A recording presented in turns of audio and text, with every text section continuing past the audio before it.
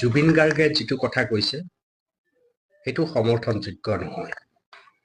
ৰাজীৱ সদিয়াক জুবিন গাৰ্গে চিনি নাপায়, হঠাৎ হয়তো জুবিন গাৰ্গে সেই কথা ধৰিব পৰা নাই আৰু সেই ধৰণে তেওঁ মতামত দিছে। কিন্তু জুবিন গাৰ্গৰ দৰে জ্যেষ্ঠ আৰু বলিষ্ঠ কণ্ঠশিল্পীয়ে ৰাজীৱ সদিয়াৰ দৰে শিল্পীক চিনি পাব লাগিব, কাৰণ তেওঁলোকে প্ৰাথমিক চত্বত চিনি পাব লাগে।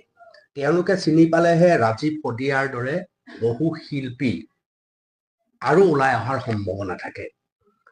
ৰাজীৱ সদিয়া জাতি আৰু মাটিৰ বাবে উৎসৰ্গিত এজন শিল্পী।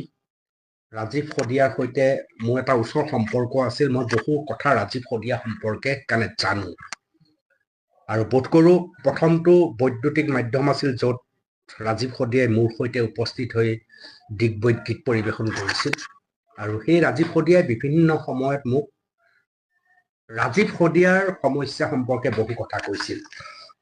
মই যেনেকে জুবিন গাৰ্গক চিনি পাওঁ বা মোৰ কাষৰ সম্পৰ্ক পাপনক চিনি পাওঁ, কাষৰ সম্পৰ্ক দীপেন বৰুৱাক চিনি পাওঁ, কাষৰ সম্পৰ্ক ঠিক সেইদৰে ৰাজীৱ সদিয়াৰ সৈতেও মোৰ কাষৰ সম্পৰ্ক, লোহিত গগৈ লোহিতদাৰ লগতো মোৰ কাষৰ সম্পৰ্ক, মহেন্দ্ৰ হাজৰিকা, বিপিন চাওডাল সকলোৰে লগত এটা সম্পৰ্ক আমি ৰাখো।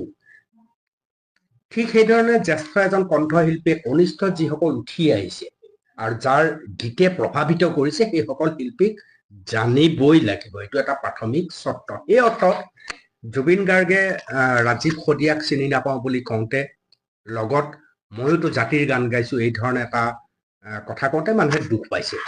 কিন্তু সেই দুখ পোৱা লৈ জুবিন গাৰ্গ সম্পৰ্কে যি ধৰণৰ প্ৰশ্ন উত্থাপন হৈছে সেই সংস্কৃতিটো কিন্তু ভাল নহয়। জুবিন গাৰ্গে জাতীয় জীৱনৰ কাৰণে যথেষ্ট কাম কৰিছে। জুবিন গাৰ্গ মদাহী মদাহী মদাহী সকলোতে শেষ নহয়। আজি জুবিন গাৰ্গ আছে মানে আছে কাৰণে আমি এই ধৰণৰ কথা কৈ আছো। যেতিয়া ৰাজীৱ সদিয়াৰ দৰে এদিন জুবিন গাৰ্গ নোহোৱা হৈ যাব, সেইদিনা আমি অনুভৱ কৰিম যে জুবিন গাৰ্গে আমাক কেনেকৈ শিহৰিত কৰিছিল। এতিয়াও বহুত মানুহে কয় যে জুবিন গাৰ্গৰ গীত খুব ভাল লাগে, কথাবিলাক আজিকালি ভাল নলগা হ'ল।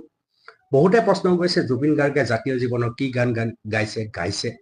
জুবিন গাৰ্গে এনেকুৱা স্থান নাই যিটো গীত তেওঁ পৰিৱেশন কৰা নাই। একেবাৰে লোকগীত বৰগীতৰ পৰা আৰম্ভ কৰি টোকাৰী দিহানামৰ পৰা আৰম্ভ কৰি আধুনিক অসমীয়া গীতৰ পৰা বিহু হৈ হিন্দী গীতলৈ সকলো গীতে জুবিন গাৰ্গে পৰিৱেশন কৰিছে। সুধাকন্ত ডক্টৰ ভূপেন হাজৰিকাৰ পিছত ইমান বলিষ্ঠ ৰূপ লোৱা জুবিন গাৰ্গে অন্যতম। আপোনালোকে জানে জিতুল দা অৰ্থাৎ জিতুল সোণোৱালে গীত পৰিৱেশন কৰি এটা জাগৰণ আনিবলৈ সক্ষম হৈছিল আৰু সেই জাগৰণ এটা সময়ত লাহে লাহে লাহে লাহে হ্ৰাস পাইছিল।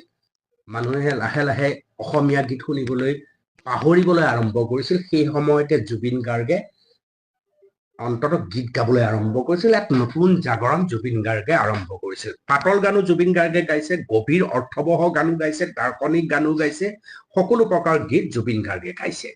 গতিকে আমি জুবিন গাৰ্গক ওলাই কৰিলে নহ'ব। এজন জুবিন গাৰ্গ অসমীয়া সংগীতৰ এগৰাকী বলিষ্ঠ আৰু জাতীয় জীৱনৰ বাবে উচৰ্গা কৰা এজন কণ্ঠশিল্পী। সেই কথা আমি স্বীকাৰ কৰিব লাগিব। কেৱল মদাহী বুলি গালি পাৰিলে নহ'ব। জুবিন গাৰ্গ সহজ সৰল মানুহ, সেইকাৰণে আমি গালি পাৰিব পাৰোঁ।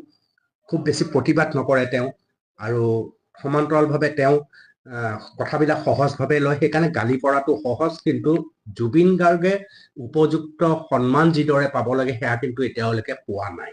মানুহৰ মৰম পাইছে, বাকী কিছু সন্মানো পোৱাৰ প্ৰয়োজন আছে, সেই সন্মান পোৱা নাই আৰু কেতিয়াবা তেওঁ ক্ষোভ তাৰ মাজেদি তাৰ বিভিন্ন কথাৰ মাজেদিও প্ৰকাশ পায়।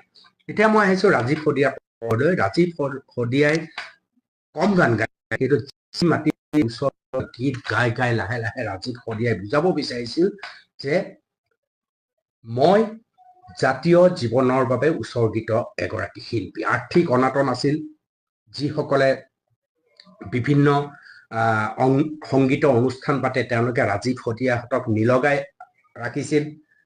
যিসকল উদযাপন সমিতি থাকে তেওঁলোকে ডাঙৰ ডাঙৰ শিল্পী সদায় বিচাৰে, জুবিন গাৰ্গক লাগে, পাপনক লাগে, তেওঁলোকে কিন্তু ৰাজীৱ সদিয়াৰ দৰে শিল্পী বা লোহিত দাৰ দৰে শিল্পী, লোহিত গগৈৰ দৰে শিল্পী কাহানিও নিবিচাৰে।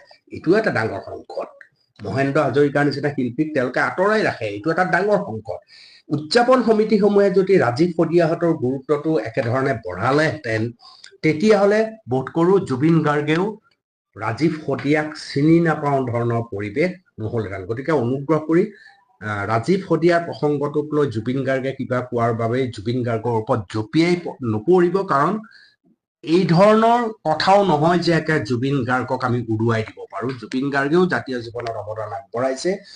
ৰাজীৱ শদিয়াক চিনি নাপাওঁ বুলি কোৱাৰ আগত আকৌ মই বিভিন্ন ধৰণে সহায় কৰোঁ জাতীয় শব্দ এটাও কৈছে, সেইটো আপোনালোকে দেখিছে। গতিকে সমালোচনা কৰিম, ময়ো সমালোচনা কৰিছোঁ, সমালোচনা আমি কৰিম, কিন্তু এনেকুৱা সমালোচনা আক্ৰমণ আমি নকৰোঁ যাৰ কাৰণে আমিয়ে আমাৰ মৰমৰ শিল্পী এজনক এই